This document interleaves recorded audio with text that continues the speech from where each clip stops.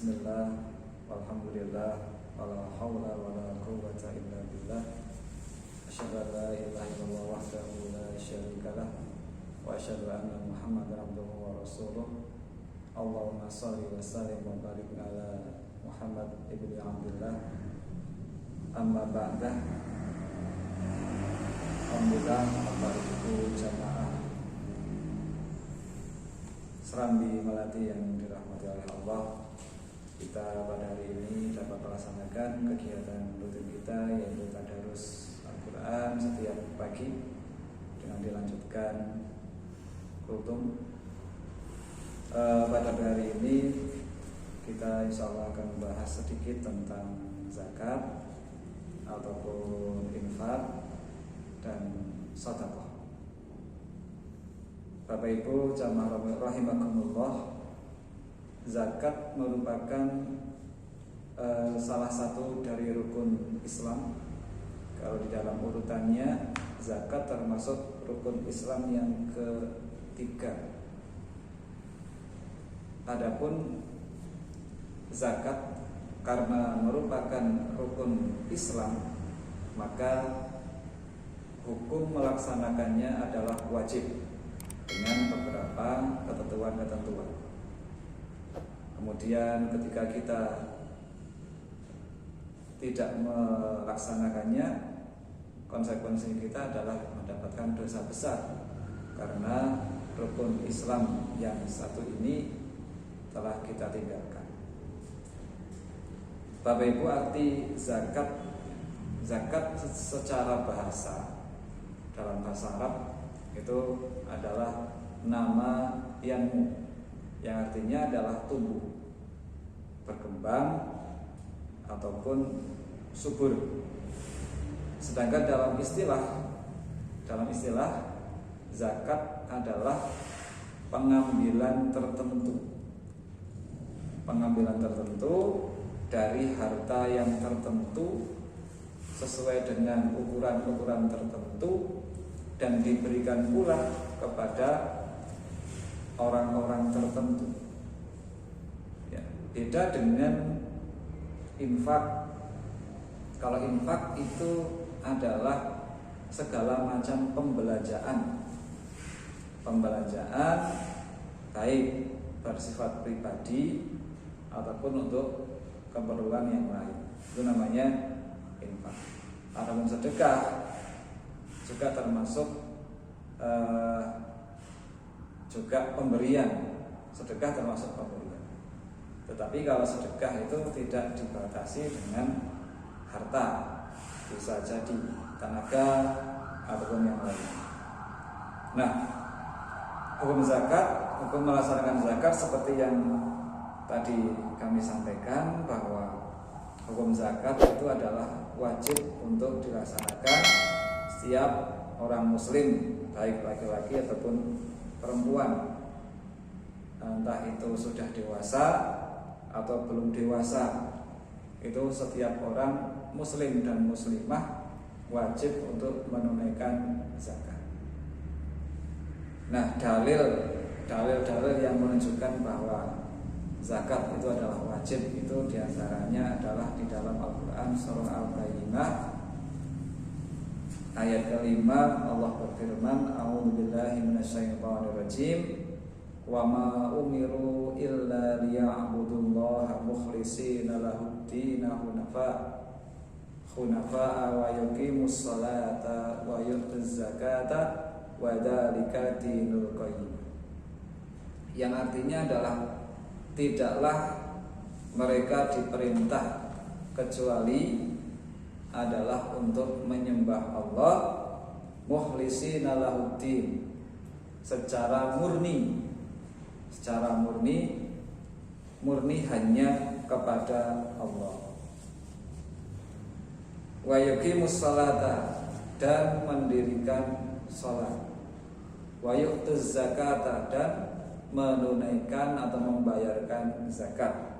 Wa dzalika dinul qayyim, dan itulah Islam, agama yang lurus.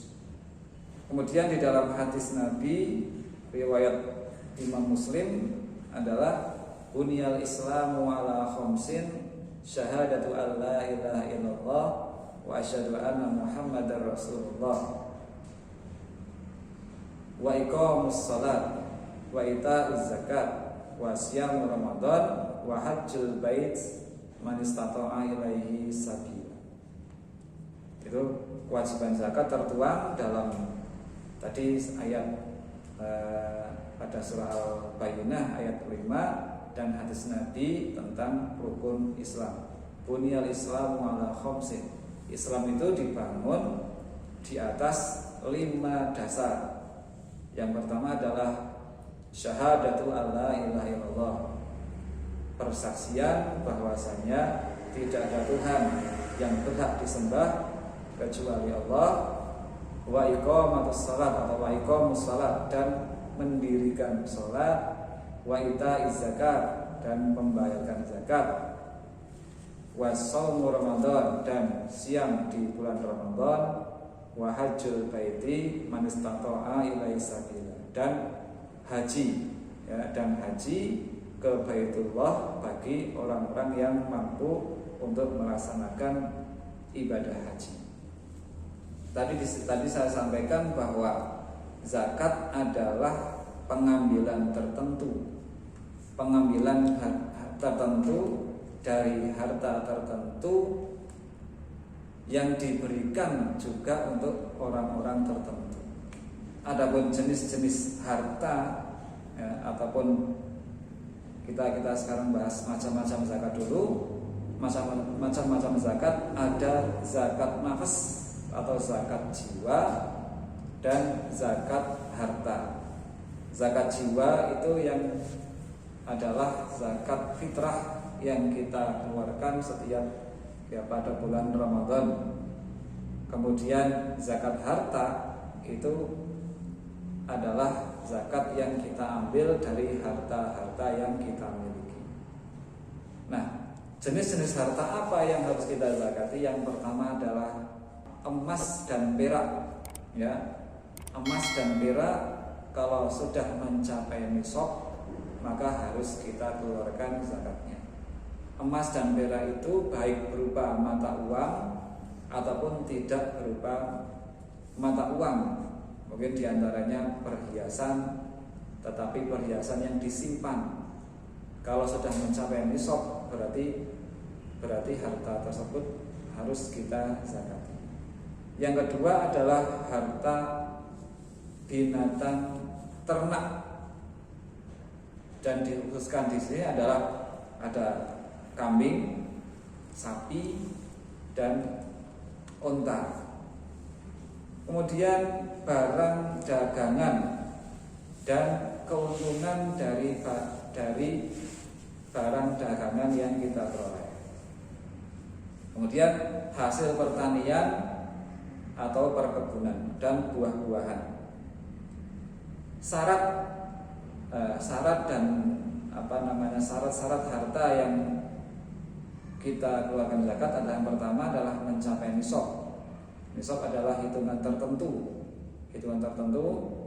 Kemudian haul, sudah mencapai haul atau sudah mencapai 1 tahun dari harta yang kita miliki. Nah, tadi saya sampaikan bahwa zakat itu dibagikan untuk golongan-golongan tertentu. Kemudian siapa saja yang berhak menerima zakat?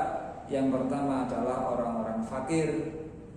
Orang-orang fakir adalah orang yang tidak memiliki penghasilan, di mana mereka tidak mampu untuk mencukupi kebutuhan hidupnya sehari-hari. Itu fakir. Kemudian golongan miskin. Miskin artinya apa? Miskin adalah orang memiliki penghasilan tetapi tidak mampu untuk tidak cukup untuk memenuhi kebutuhan hidup sehari-hari. Itu termasuk orang yang miskin. Perbedaan dengan fakir dan miskin itu beda.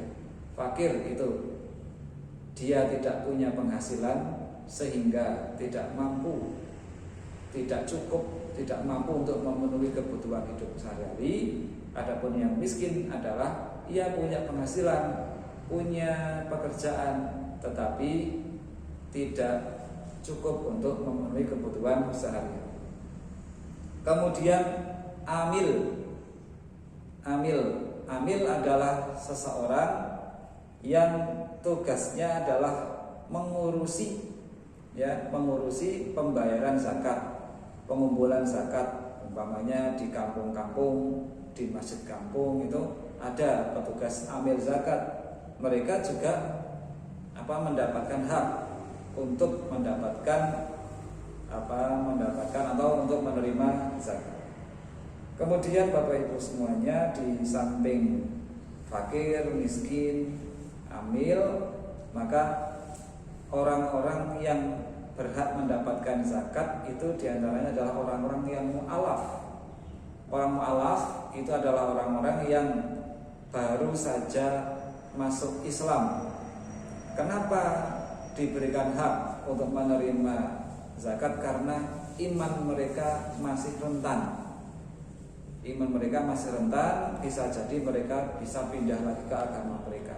Maka hikmah dari pemberian zakat kepada mu'alaf ini adalah untuk menyenangkan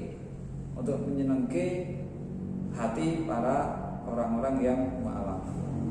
Kemudian Rikob adalah seseorang budak yang mana ia mendapatkan janji dari tuannya akan dibebaskan. Itu namanya rikob.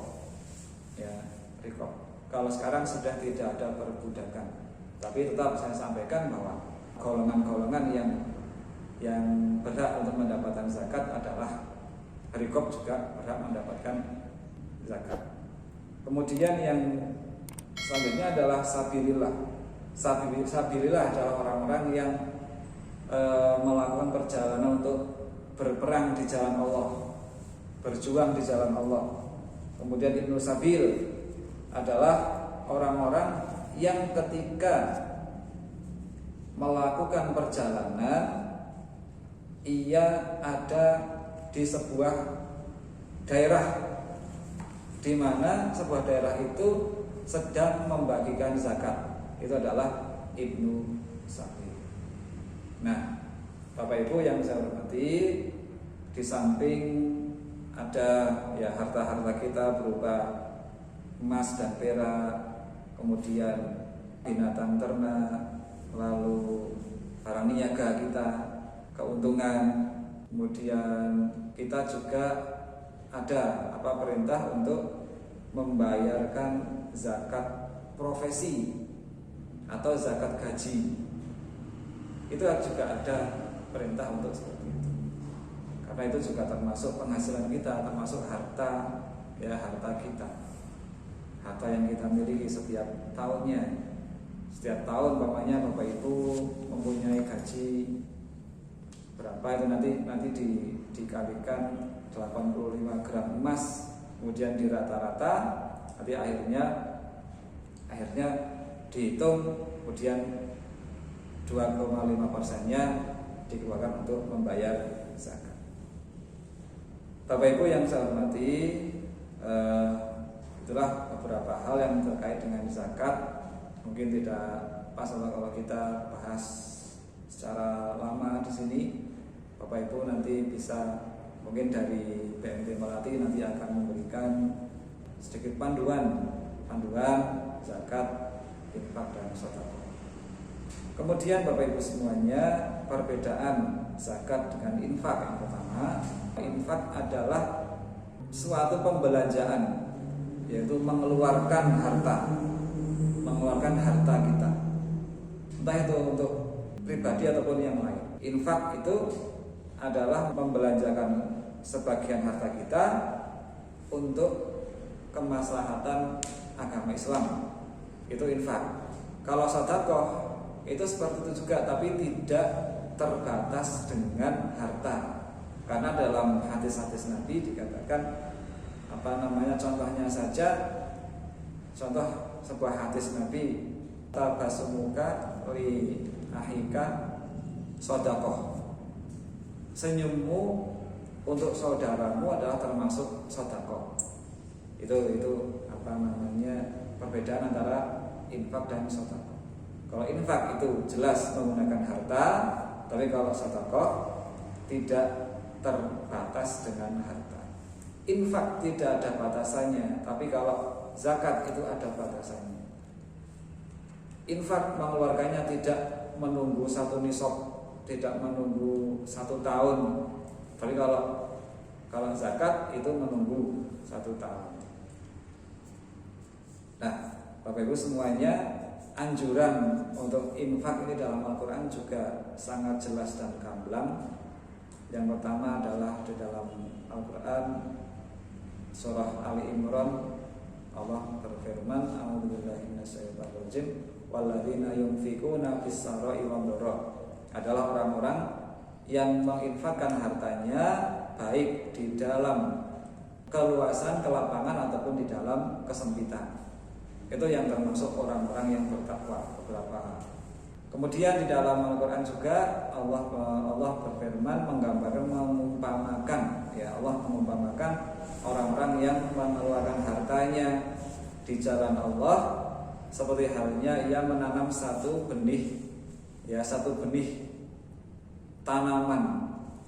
Masalul ladzina yunfikuna fi sabilillah kamasali habbatin ambatat sab'a sanabila, yang nanti-nantinya itu akan menjadikan pohon yang tumbuh di pohon itu 7 cabang.